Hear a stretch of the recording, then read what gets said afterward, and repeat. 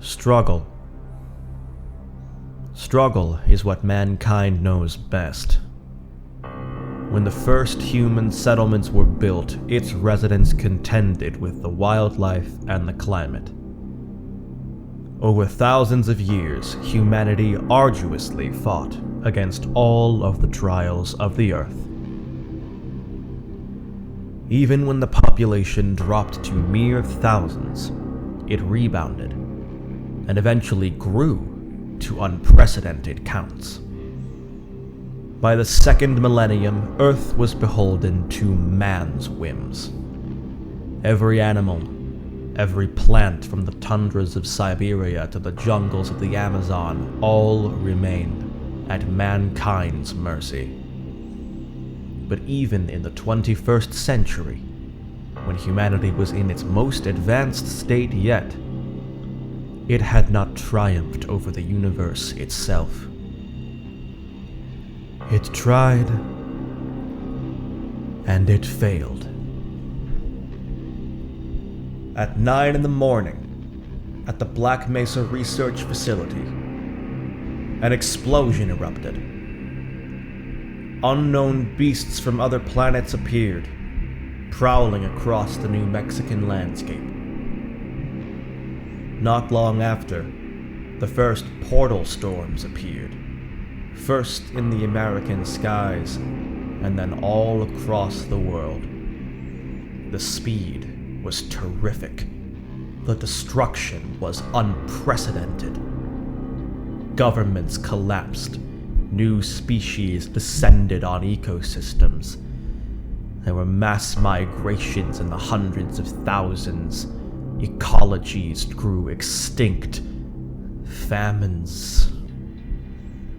Yet through it all, despite all the death and chaos, mankind endured. Bloodied, but alive. Struggling, but hopeful.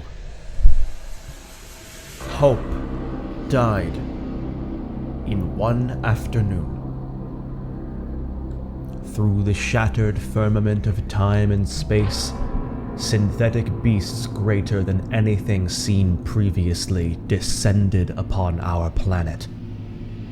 In only 7 hours, what later became known as the Combine had squeezed out a surrender from the United Nations and established themselves as the only world authority.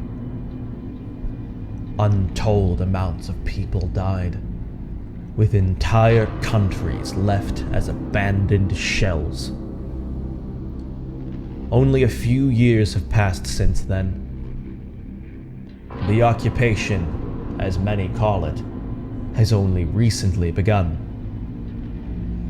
The chaos in the war-torn metropolises has finally subsided, replaced with an uneasy tranquility and the humming of renewed machinery. The sun of hope set years ago, and humanity is once again at the brink of their extinction. Not at the hands of unforgiving climates or predatory beasts, but something far greater. In recent times, Paris has seen a great effort of reconstruction from the Combine-aligned authorities. Several districts have already been renewed through the efforts of newly established agencies, namely the Civil Workers Union. However, some are still left in a state of decay and neglect. District 1 is the most egregious example, with its crime rate being an unending epidemic, and its living standards only worsening by the day.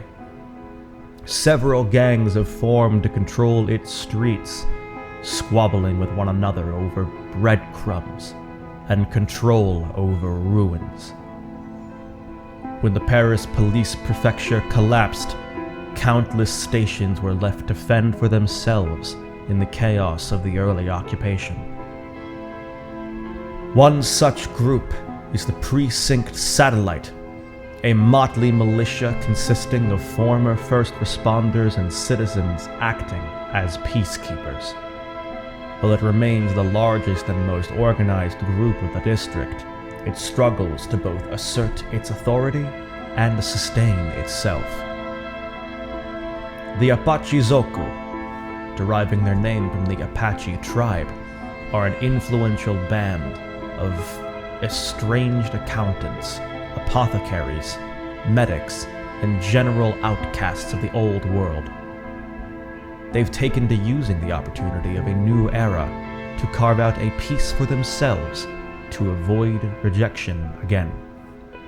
While the Precinct are responsible for maintaining peace, the Apachizoku are the ones keeping the populace healthy and entertained through whatever means possible. Most mercantile of all are the Salvage Company, a growing collection of tradesmen and scavengers. Tolerated yet distrusted by all other gangs, they remain separate from the conflicts brewing between all of the forces at play. They seek a profit from trade, not bloodshed. The company's main source of income is from selling components and materials collected from war zones and abandoned buildings, acquiring a reputation as the local handyman. Faced with the district's floundering conditions and struggle for renewal, however, some citizens see no hope in the works of the Satellite or the Salvage Company or the distant Combine. To them, the governments that District 1 tries to emulate failed a long time ago. United beneath this sentiment, the Black Flag emerged, torchbearers for the faded dream of true and utter freedom. A shining beacon to all forms of indigent, ranging from hot-blooded punks to genuine anarchists. They frequently clash against the Precinct Satellite over numerous issues. Worse off, there is no end to their conflict in sight.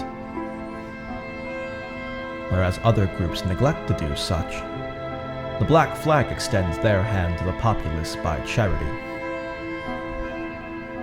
And at last are the citizens themselves, an innumerable tide, and each unique in their own regard. The common people are the lifeblood of the district, and the only ones who truly keep it alive. While the gangs might have their own foot soldiers and weapons to use in their disputes, it is the everyman who will ultimately tip the scales and decide who comes out as the victor. The fate of District 1 is unknown. Its state is fragile, and very soon, life in it will change again.